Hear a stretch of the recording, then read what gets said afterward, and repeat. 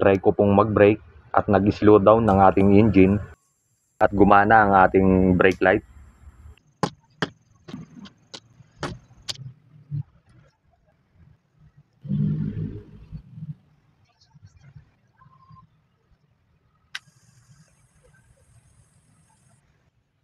Ito po yung power supply ng main relay, idol, no? Hindi kasi kaya ng 12 volts battery lang. So ayan, drive tayo. Left turn.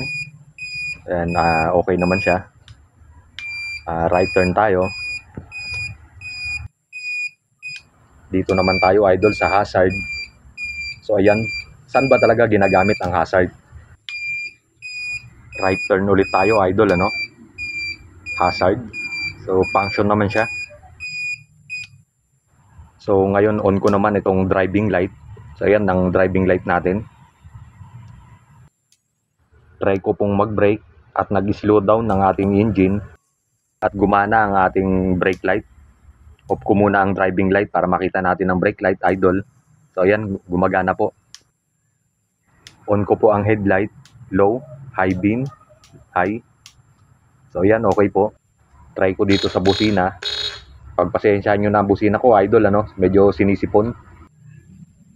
Ayan, idol, no? Dadaan tayo ng neutral kasi magre-reverse tayo. So ayan yung ating reverse light, gumana rin siya sa reverse light. Off ko muna ang driving light para makita natin ang reverse light, idol, ano? Brake ko ulit, ayan, nag-slow down ng ating engine at gumana ang ating brake light.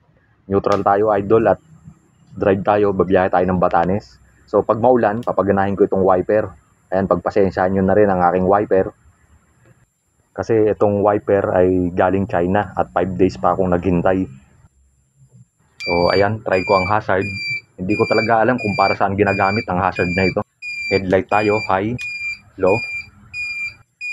Brake tayo, slow down sa engine. Reverse, ayan ang ating reverse light. At sakto din ang ating brake light, idol. Busina, ayan, kumalas pa ang ating tornilyo. Huwag nyo nang pansinin, idol.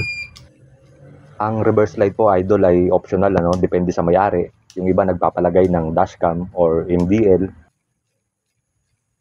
Ngayon, testing ko naman ang radiator fan. Ang iba, idol, kasabay na sa makina, no? Pero ito kasi, meron itong sensor na nilagyan ko.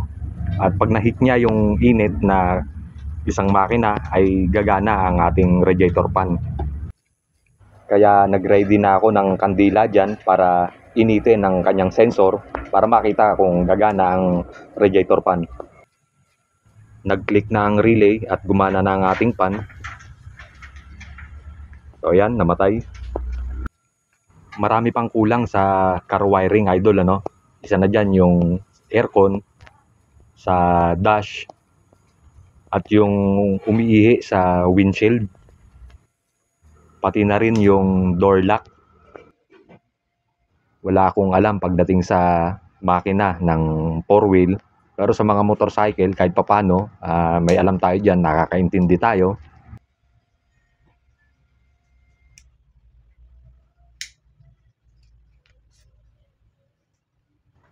Naka-off na pala ang ating radiator fan. So ayan, try ko ulit initin. At isasabay kong paganahin lahat. Dahil ito, idol, kahit magkasabay-sabay ay walang iwanan yan sila. Maliban na lang pag nalobat ang battery.